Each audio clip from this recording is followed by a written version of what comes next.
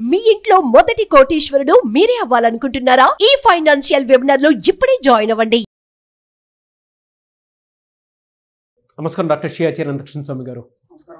So video start చేసే ముందు classes ఎప్పుడెప్పుడు ఎక్కడెక్కడ ఉండే అవకాశం ఉంటుంది అనేది తెలుసుకుందాం. ఎందుకంటే చాలామంది అడుగుతూ ఉన్నారు. సబ్జెక్ట్ మీద అవగాహన పెరిగింది, దాంతోపాటు అదొక వ్యాస్ట్ సబ్జెక్ట్ లాగా వెళ్ళిపోయిందండి. Thank you.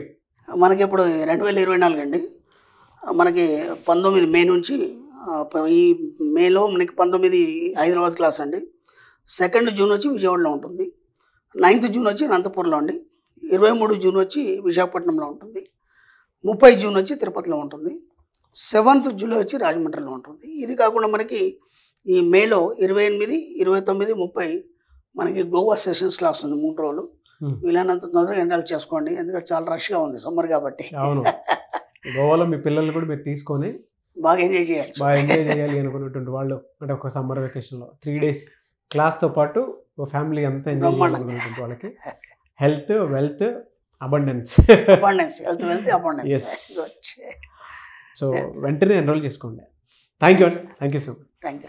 ఒక్కొక్క విషయం అయితే మీకు ఎప్పటి నుంచో కన్వే చేయాలనుకునేది. మనీ మంత్ర అనే సబ్జెక్టు అకార్డింగ్ టు మీ మీరు నేను స్టార్ట్ చేసినప్పుడు ఒక చిన్న సబ్జెక్టు, ఇవాళ అది స్కూల్స్, కాలేజెస్ వాటికి సంబంధించి లైఫ్ స్కిల్స్లో ఒక పార్ట్గా అయిపోయింది. నాకు కొంతమంది, నేను రీసెంట్ అవుట్ ఆఫ్ స్టేషన్ అంటే వైజాగ్ వెళ్ళేసి వచ్చాను, కొంతమంది నన్ను ఇది చేశారు. మీది చూసి ఇచ్చేయటం వల్ల ఒక్కొక్క దీన్ని ఎందుకు మేము లైఫ్ స్కిల్స్ కింద పిల్లలకి చెప్పకూడదని చెప్పేసి అనిపించి స్కూల్లో వారానికి ఒకసారి దాని మీద అవగాహన క్లాసెస్ కూడా కల్పిస్తున్నామని చెప్పేసి అన్నారు. ఐ ఫెల్ట్ వెరీ హ్యాపీ అండి. అది నేను మీకు ఫోన్ చేసి చెప్దాం అనుకున్నాను, కానీ ఆ ఎక్సైట్మెంట్ పోద్దని ఇప్పుడు వీడియోలో చెప్తున్నాను.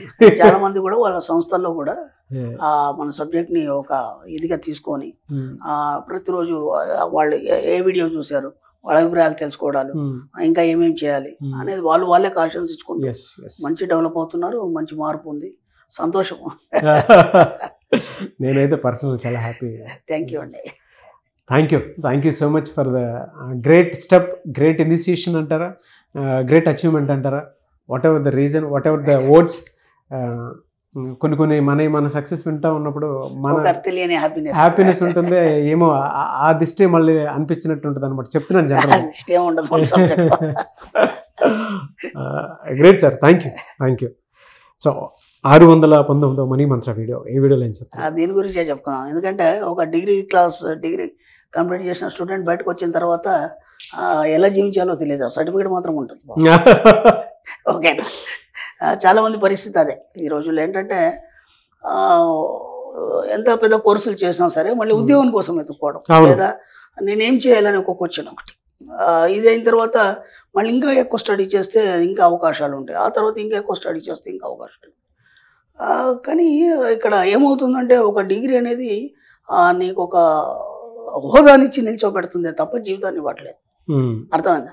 అంటే డిగ్రీ చదవద్దాని కాదు, చదవాలి కంపల్సరీ. ఎందుకంటే ఒక హోదా నిలబెట్టుకోవడానికి కానీ, లేకపోతే నువ్వు ఫలానా తెలియడానికి అది ఓకే.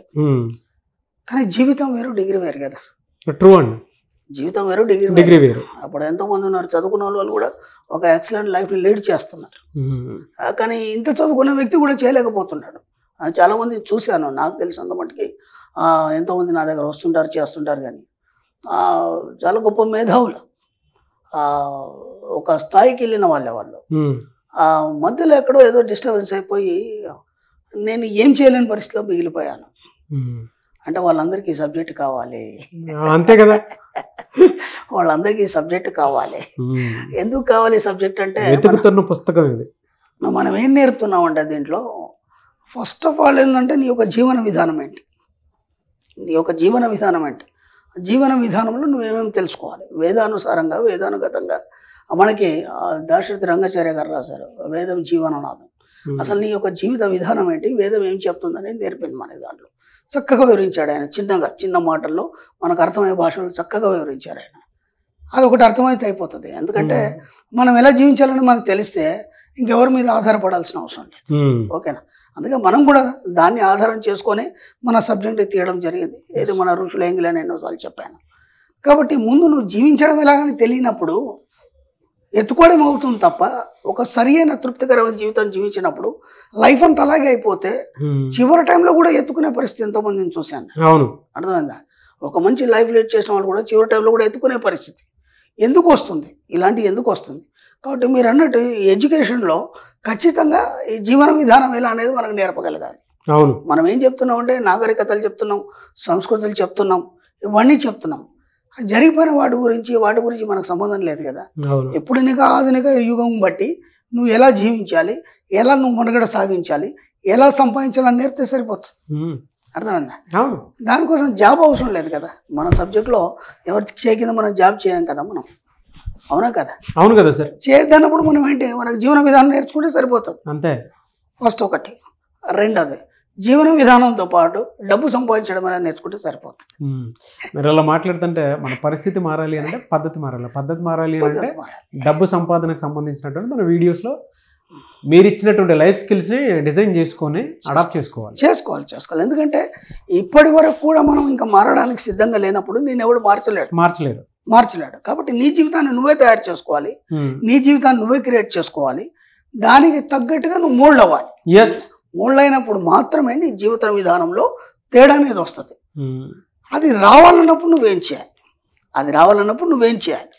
ఫస్ట్ పాయింట్ మీరేం చేయాలంటే ఇప్పుడు ఉన్న జీవితానికి ఏనాడు కూడా అడ్జస్ట్ కావద్దు. అర్థమైందా?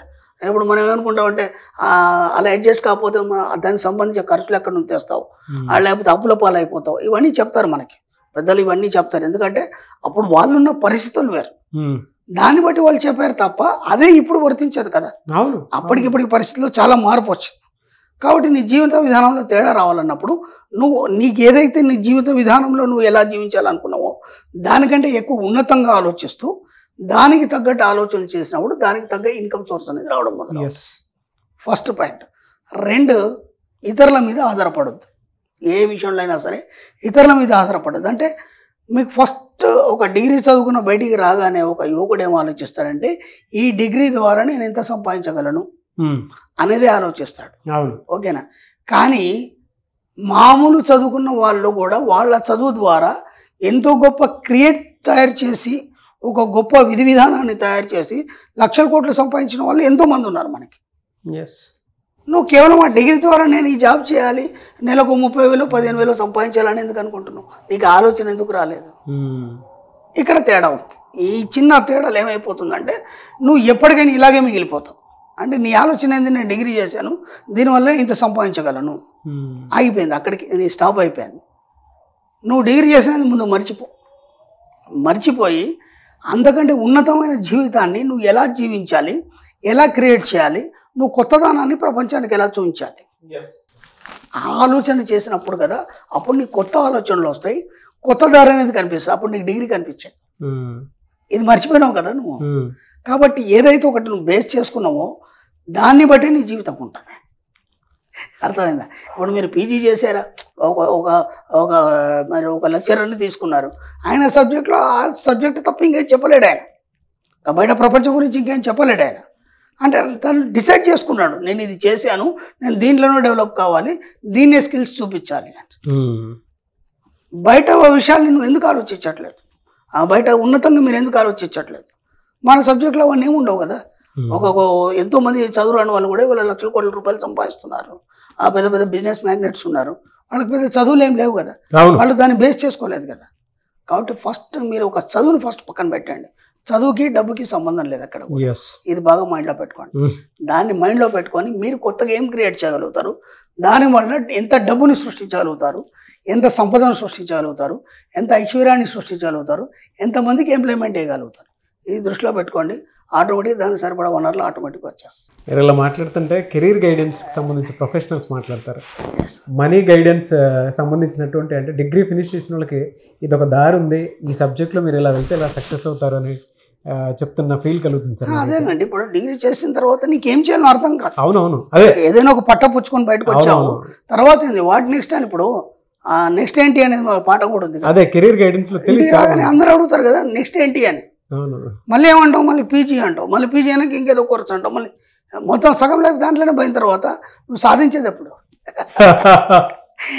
వాటన్నిటికి కారణం ఇదే కదా. అవును. ముందు దీని మీద దృష్టి పెట్టారనుకోండి అవన్నీ పక్కన వెళ్ళిపోతాయి, ఇది మాత్రమే వస్తుంది. Great money guidance to all the degree students. Only money. Yes. మన సబ్జెక్టే మనీ. మనం దాని గురించే మాట్లాడతాం, ఎస్. దాని గురించే చెప్తాం, ఇంకేం మాట్లాడడం మనం. Thank you sir. Thank you so much doctor Shri Acharya Munikrishna Swami garu. Thank you. Suman టీవీలో మీ పర్సనల్ అండ్ బిజినెస్ ప్రమోషన్స్ కోసం కింది నెంబర్కి కాంటాక్ట్ చేయండి.